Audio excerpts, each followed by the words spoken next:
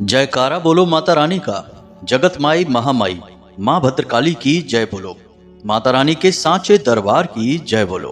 तो तुला राशि वालों, आप सभी का स्वागत करते हैं तुला राशि भिंड यूट्यूब चैनल में। मित्रों, इस एक चीज में 9 देवी देवताओं की शक्ति समाहित है और ये 9 देवी देवता हमेशा आपके घर में मौजूद रहते हैं। आपकी तकलीफों को दूर करना चाहते हैं, आपके सबसे बड़े हितैषी हैं। तो ऐसे में आपको इस एक चीज को अपने पास हमेशा रखना होगा।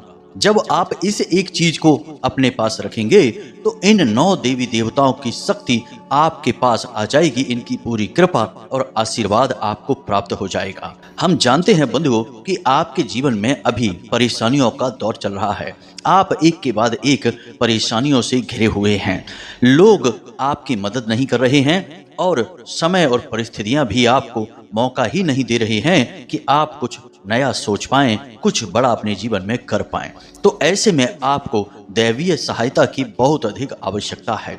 इसीलिए हम आपके लिए यह विशेष ज्ञानवर्धक कार्यक्रम लेकर आए हैं और हम इस कार्यक्रम में जो भी विशेष और दिव्य ज्ञान आपको देने जा रहे हैं, यह शास्त्रों की गहराई से निकाला गया है। जी हाँ बंधुओं, जब इंसान अपने जीवन में बुरे से बुरे समय से गुजर रहा होता है तब वह इस क्रिया को करता है। यह बहुत ही गुप्त क्रिया है लेकिन उतनी ही शक्तिशाली है और इस क्रिया को करने के बहुत ही सरल नियम भी हैं। अगर आप पूरे नियम और विधि विधान के साथ इस क्रिया को कर लेते हैं जो कि बहुत ही सरल हैं, तो आपके जीवन से हर एक कष्ट अपने आप ही कटने लगेगा। जो भी आपकी इच्छाएं हैं, मनोकामनाएं हैं, बस आपको सोचनी है और कुछ ही समय में ये सारी इच्छाएं और मनोकामनाएं पूरी होने लगेंगी। लेकिन बंधुओं, हम आपको एक बात और बता दें कि नजदीकी भविष्य में आपने कुछ योजनाएं बना रखी हैं और उन योजनाओं को पूरा करने के लिए भी आपको इन 9 देवी देवताओं की दिव्य शक्ति की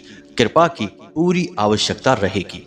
यदि आपको इन 9 देवी देवताओं की शक्ति प्राप्त नहीं होती है, इनका आशीर्वाद और कृपा नहीं मिल पाती है, तो आपके भविष्य में बनने वाली लगभग हर एक योजना पूरी तरह से विफल हो सकती है, जिसकी वजह से आपके मान सम्मान में तो कमी आएगी ही, आपका रुपया, पैसा और समय सब कुछ बर्बाद हो जाएगा। अब वर्तमान तो जैसा है सो ठीक है और आपने भूतकाल में जितने भी कष्ट सहने थे सो सह लिए, लेकिन कम से कम आपका भविष्य तो सुरक्षित होना ही चाहिए। इसीलिए हम आपको इस एक विशेष गुप्त और शक्तिशाली चीज के बारे में बताने जा रहे हैं। बंधुओं, आज का यह कार्यक्रम पूरी तरह से माता भद्रकाली को समर्पित है और उन्हीं के द्वारा दी जाने वाली दिव्य अनुभूतियों पर आधारित है।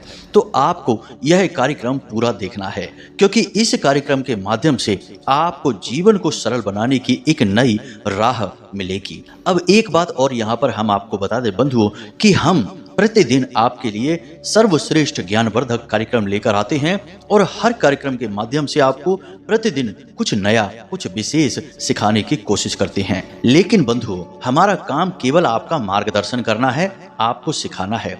हमारे बताए हुए रास्ते पर चलना तो आपको ही पड़ेगा। यदि आप कर्म ही नहीं करेंगे तो हमारी बताई हर एक क्रिया अपने आप विफल हो जाएगी। फिर चाहे स्वयं ब्रह्मा जी या विष्णु जी या स्वयं शंकर जी आपके सामने प्रकट हो जाएं, वे भी आपकी कोई मनोकामना पूरी नहीं कर सकते, क्योंकि यह कलयुग है और कलयुग कर्म प्रधान है। बाबा तुलसीदास ने लिखा है कि नहीं, कर्म प्रधान विश्व करि राखा। तो यह पूरा विश्व कर्म प्रधान है, तो आपको कर्म करना ही होगा। हमने जो आपको बताया उसे आपको अपने जीवन में उपयोग में लाना होगा। उस ज्ञान का उपयोग करें, उन क्रियाओं और उपायों को करें, फिर उनके प्रभाव अपने जीवन में महसूस करें। हजारों लोग ऐसे हैं जिनके जीवन में परिवर्तन पूरी तरह से हो चुके हैं। किसी का कर्जा चुक गया है, किसी की संतान उसकी बात नहीं सुनती थी तो संतान सुधर गई है। साथ ही साथ पति पत्नी के बीच झगड़े भी थे, किसी की पति पत्नी में नहीं बनती थी, झगड़े थे, तलाक तक नौबत आई थी तो उनके भी झगड़े समाप्त हो गए, प्रेम से साथ साथ रहते हैं। बहुत सारी बातें हैं। किसी का कर्जा समाप्त हुआ तो किसी का व्यापार अच्छा चलने लगा।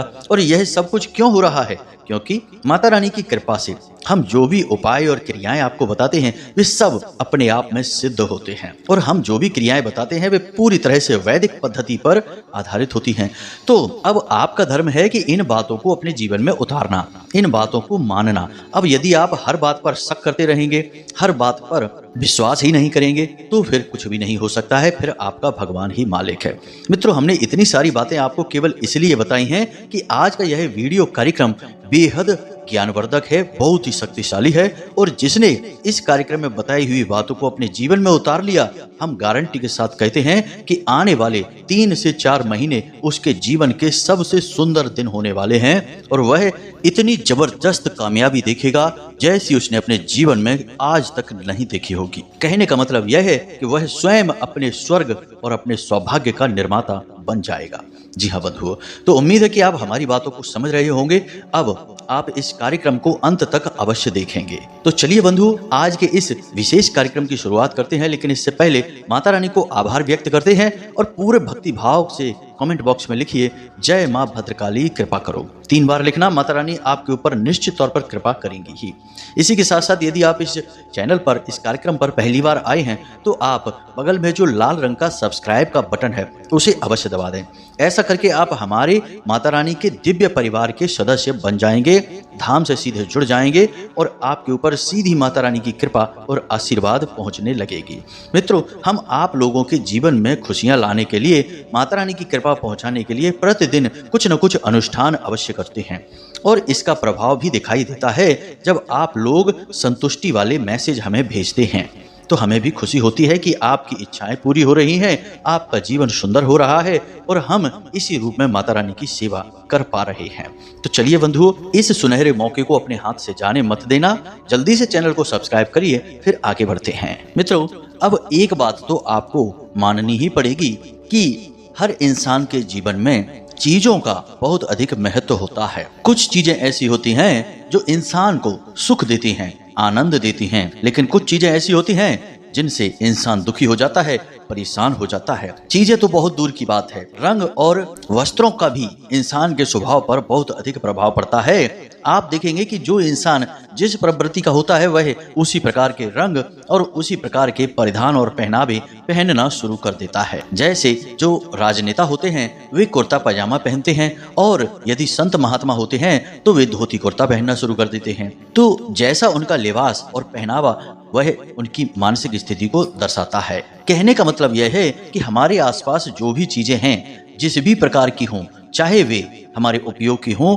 या ना हो, लेकिन उनकी अपनी कुछ विशेष ऊर्जा, उनका अपना कुछ विशेष प्रभाव तो होता ही है। अब सीधे तौर पर यहाँ पर बात की जाए तो कुछ चीजें होती हैं जो बहुत ही दिव्य होती हैं और उनका दैवीय शक्तियों से सीधा जुड़ाव होता है। अब छोटी मोटी चीजें तो हमें पता रहती हैं और हम उनका प्रयोग करते रहते हैं, लेकिन जब जीवन में बड़ी कठिनाइयों से मुक्ति की बात आती है, बड़ी सफलता और बड़ी इच्छाओं की पूर्ति की बात आती है, तब हमारा छोटी मोटी चीजों से काम चलने वाला नहीं है। अब ध्यान से सुनिए, शास्त्रों के अनुसार इंसान के शरीर को मंदिर कहा गया है। जी हाँ बंधुओं, और आप जिस घर में रहते हैं उस घर को भी मंदिर कहा गया है। और मंदिर में कौन रहता है? देवता रहते हैं।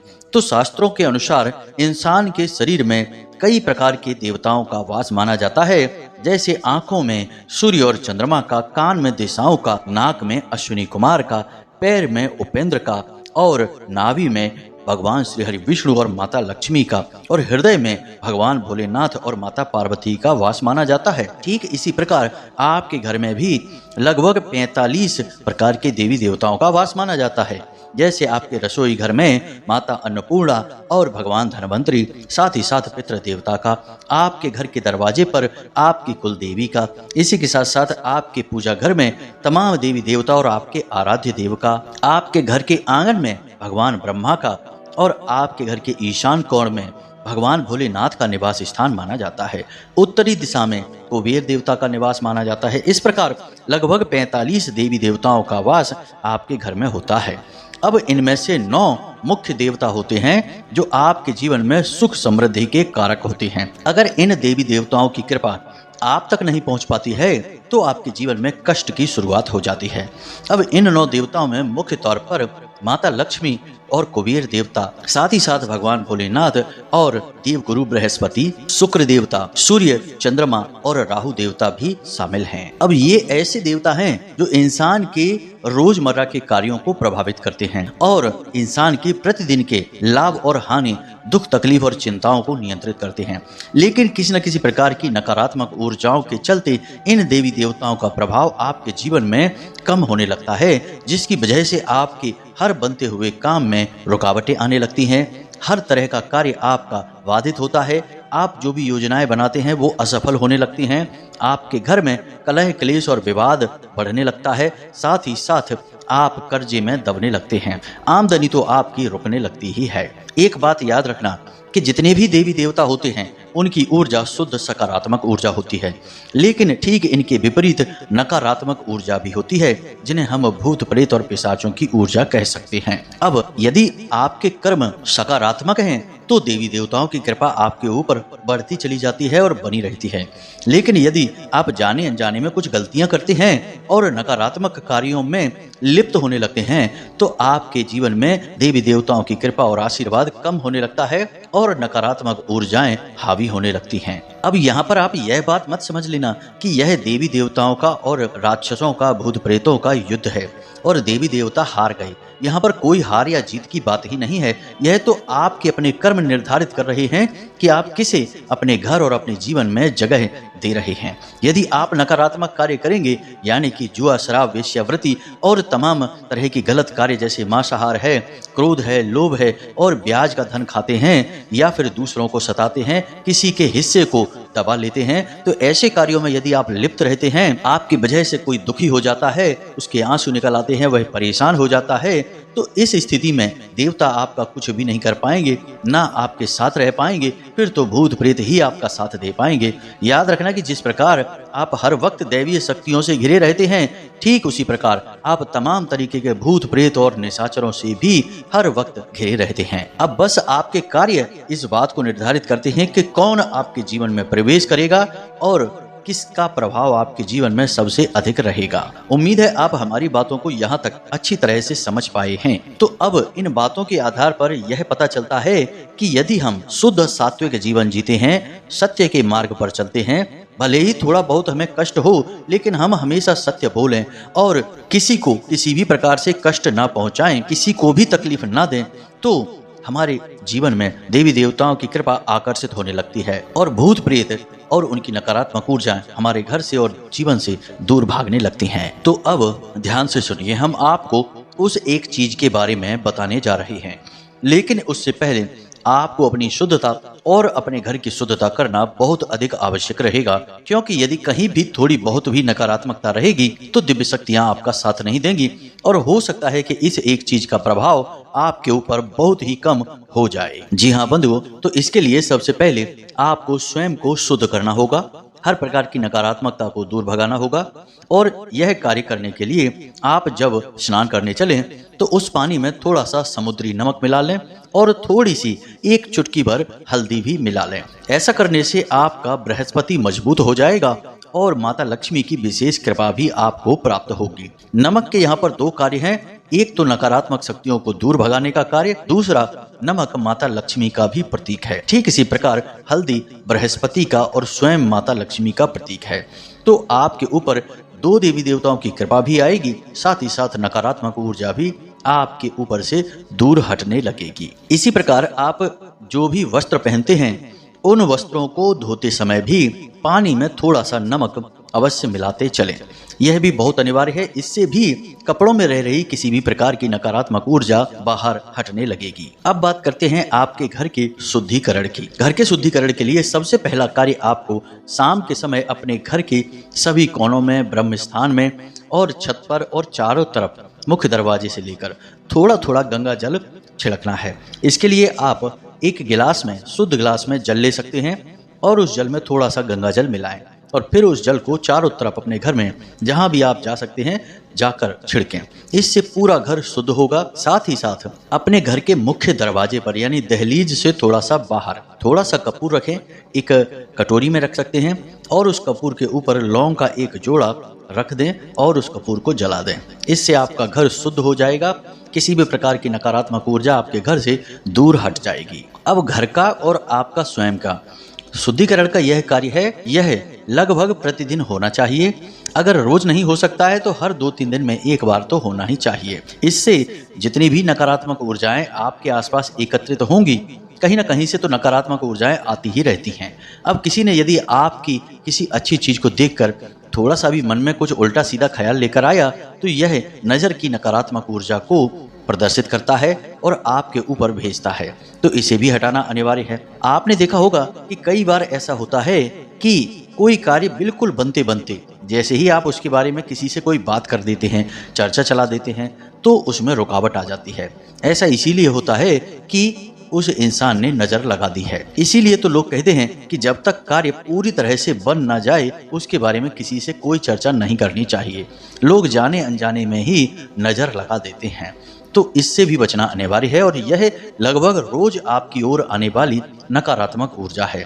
इसीलिए हम कह रहे हैं कि रोज ही आपका स्वयं का और आपके घर का शुद्धिकरण होते रहना चाहिए। अब ध्यान से सुनिए, हम आपको उस एक चीज के बारे में बताने जा रहे हैं जिसे आप हर वक्त अपने पास रखेंगे। मतलब कि आप घर से जब बाहर निकलें किसी कार्य के लिए, जैसे कि आप अपने काम धंधे व्यापार या नौकरी के लिए, या फिर कोर्ट कचहरी के किसी मामले के लिए, या कोई भी ऐसा कार्य जिसमें आप चाहते हैं कि आपकी विजय हो, आपको कामयाबी मिले 100% गारंटी के साथ, तब आप उसे अपने साथ रखकर जाएंगे। इस एक चीज को एक पोटली के रूप में आपको बनाना होगा और इसके लिए आपको 4 चीजों की आवश्यकता पड़ने वाली है और इस एक पोटली का निर्माण आप शनिवार के दिन करेंगे। जी हाँ बंधुओं, तो ध्यान से सुनिए कौन कौन सी हैं वो चीजें, फिर उनकी प्रयोग विधि और नियम और उसके सावधानियां भी हम आपको बताएंगे। सबसे पहली चीज है गोमती चक्र। जी हाँ बंधुओं, एक गोमती चक्र आपको चाहिए। यह भगवान श्री हरि विष्णु के द्वारा धारण किए जाने वाले सुदर्शन चक्र का प्रतीक है और दुनिया की हर एक नकारात्मकता को काट देने की शक्ति रखता है। इसी प्रकार आपको 2 गूंजे चाहिए, एक लाल गूंजा और एक काला गूंजा। गूंजे के मोती किसी भी पूजा पाठ वाली दुकान पर आसानी से मिल जाते हैं। इसी के साथ साथ तीसरी चीज आपको चाहिए सफेद आंख की जड़, जिसे हम श्वेतार्क गणपति भी कहते हैं। इसका हमने एक प्रयोग और भी आपको पहले बताया था, लेकिन यह प्रयोग बहुत ही खास है। अब इसी के साथ साथ आपको चाहिए पीली सरसों के लगभग 11 दाने। सरसों के दाने खंडित नहीं होने चाहिए और पीले ही होने चाहिए। अब इन सब को पोटली नुमा बनाने के लिए आपको चाहिए लाल रंग का एक कपड़ा और लाल रंग का ही एक धागा, जिसे हम कलावा भी कहते हैं। अब यह क्रिया आपको शनिवार के दिन करनी है, तो आप दिन में इस पूरी सामग्री को लेकर रख लें। अभी इन सब के बीच एक सबसे शक्तिशाली सामग्री बाकी है जो आपको आपके घर से ही मिलेगी, जिसे हम आगे बताने वाले हैं। लेकिन इससे पहले हम आपको बता दें कि ये जो 4 सामग्रियां हैं जिन्हें आपने बाहर से लिया है या कहीं और से मंगवाया है, इसके बारे में आपको किसी से कोई चर्चा नहीं करनी है। यह बेहद ही गुप्त और व्यक्तिगत प्रयोग है, तो इसके बारे में किसी से यदि आप चर्चा कर देंगे तो बात वहीं खराब हो जाएगी। अब आपको क्या करना है, ध्यान से सुनिए। सारे काम से मुक्त होने के बाद रात्रि के समय लगभग 9 से 11 बजे के बीच में आपको स्नान आदि करने के बाद अपने पूजा घर में जाना है और अपने पूजा घर में आप एक सफेद रंग का कागज और एक लाल रंग का पेन लेकर जाएंगे। अब आपको उस कागज पर बहुत ही छोटे छोटे अक्षरों में इस मंत्र को 6 बार लिखना है। जी हाँ बंधुओं, यह माता लक्ष्मी का अंक है और शुक्र ग्रह का प्रतीक है, तो 6 बार इस मंत्र को लिखेंगे। मंत्र ध्यान से सुने, बहुत ही सरल है, बीज मंत्र है और 3 शक्तियों का सूचक है। जी हाँ बंधुओं, बहुत ही पवित्र और शक्तिशाली और स्वयं सिद्ध मंत्र है यह, तो ध्यान से सुने। मंत्र आपके मोबाइल की स्क्रीन पर भी दिखाई दे रहा है। ओम ह्लीम क्लीम श्रीम नमः। एक बार फिर से ध्यान से सुने, ओम ह्लीम क्लीम श्रीम नमः। इस मंत्र में हम 3 दिव्य शक्तियों का आवाहन कर रहे हैं, जिसमें ह्लीम माता बगलामुखी का प्रतीक है, जो कि दुनिया की सबसे बड़ी स्तंभन की देवी हैं, यानी कि हर प्रकार की नकारात्मक ऊर्जा को तुरंत रोक देने का कार्य करती हैं। क्लीम दुनिया का सबसे बड़ा आकर्षण मंत्र है और माता काली भगवान श्री हरि विष्णु और कामदेव का प्रतीक है। ठीक इसी प्रकार श्रीम स्वयं माता लक्ष्मी का प्रतीक है, उनका ही नाम है। तो आप 3 बड़ी दिव्य शक्तियों का आवाहन यहाँ पर कर रहे हैं। तो आपको यह मंत्र एक कागज पर 6 बार लिखना है और लाल रंग की पेन से ही लिखना है। आप अपनी राइटिंग कैसी भी लिख सकते हैं, अच्छी बुरी आपकी लिखावट होगी, कोई फर्क नहीं पड़ता है, बस मंत्र लिखना है आपको। आगे पीछे कागज में आप लिख सकते हैं। अब जब आप यह कर लें तो इसके बाद आप गाय के घी का एक दीपक जलाएंगे और इस संपूर्ण सामग्री को उसी लाल रंग के कपड़े में रखेंगे और एक पोटली का रूप देंगे। लाल रंग के कपड़े में आप क्या क्या रखेंगे, ध्यान से सुनिए। पहले आप गोमती चक्र रखेंगे और भगवान श्री हरि विष्णु का स्मरण करते चलेंगे। इसके बाद आप लाल गूंजा को रखेंगे जो कि स्वयं माता लक्ष्मी का प्रतीक है और चुंबक की तरह पैसे को आपकी ओर आकर्षित करता है। इसके बाद आप काला गूंजा रखेंगे, यानी काले गूंजे का मोती रखेंगे जो कि माता काली का, माँ भद्रकाली का प्रतीक है। इसी के साथ साथ आप श्वेतार्क गणपति यानी कि सफेद आंख की जड़ को रखेंगे और इस समय आप भगवान गणपति यानी गणेश जी का आवाहन करेंगे, मन में स्मरण करेंगे।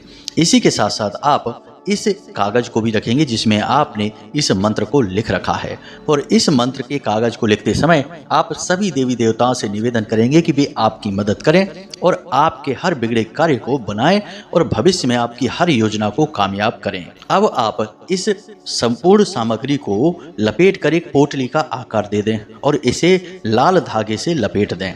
लपेटते समय भी याद रखें कि 6 बार ही लपेटें, इससे ज्यादा नहीं, और कोई गांठ ना लगाएं। अब इसके बाद आप इसे माता भद्रकाली या माता लक्ष्मी या माँ बगलामुखी, आपके पूजा घर में देवी का जो भी स्वरूप विद्यमान है उनके चरणों में इसे रख दें और मन ही मन प्रार्थना करें कि हे देवी, आप हमारी इस प्रयोग को कामयाब बनाएं, हमारी मदद करें, दुख तकलीफों को दूर करें और मनोकामनाओं को पूरी करें।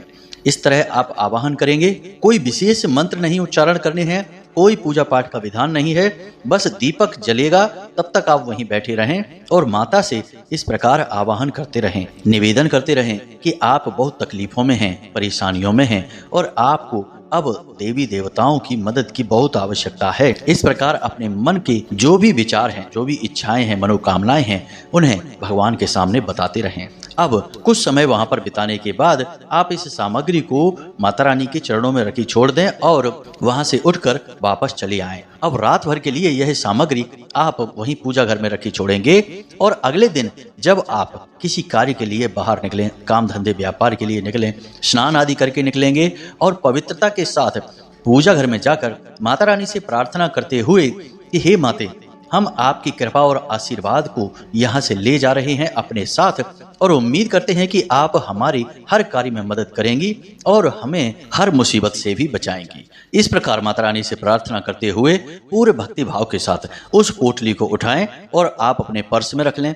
यदि पर्स में जगह नहीं है तो अपनी शर्ट की जेब में रख लें और यदि शर्ट की जेब में भी नहीं रख सकते हैं तो एक सफेद रंग के साफ सुथरे रूमाल में इस पोटली को लपेटकर अपने पैंट की जेब में दाहिनी तरफ रख लें। याद रहे कि इस पोटली को आपको बाहर नहीं निकालना है, किसी को दिखाना नहीं है, हर वक्त इसे अपने साथ रखना है और मन में यह भाव रखना है कि अब संपूर्ण दिव्य शक्तियां आपके साथ हैं और माता रानी आपकी मदद करने के लिए हर वक्त तैयार हैं। जब भी आपको दिन में कमजोरी का एहसास हो, यानी आपको डर लगे, आपको ऐसा लगे कि आप परेशानी में हैं, आपको घाटा हो रहा है, कोई आपको फंसा सकता है, जैसे कि दिन में उतार चढ़ाव के समय होते ही हैं, मनोबल आपका कमजोर पड़े, तो आप धीरे से हाथ उस पोटली के ऊपर रख लें और माता रानी से निवेदन करें। निश्चित तौर पर आपको तुरंत ऊर्जा का एहसास होगा। आपको ऐसा लगेगा जैसे आपके मनोबल में, आपके शरीर में तुरंत ऊर्जा दौड़ गई है।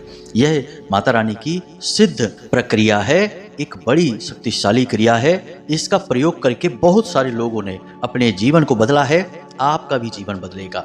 आप बस इस प्रयोग को पूरे भक्ति भाव के साथ कर सकते हैं। अब यह तो बिल्कुल साधारण सी क्रिया हमने बताई है, इसमें कोई भी कठिनाई नहीं जोड़ी है, लेकिन आप इस क्रिया को और भी ज्यादा भाव के साथ कर सकते हैं।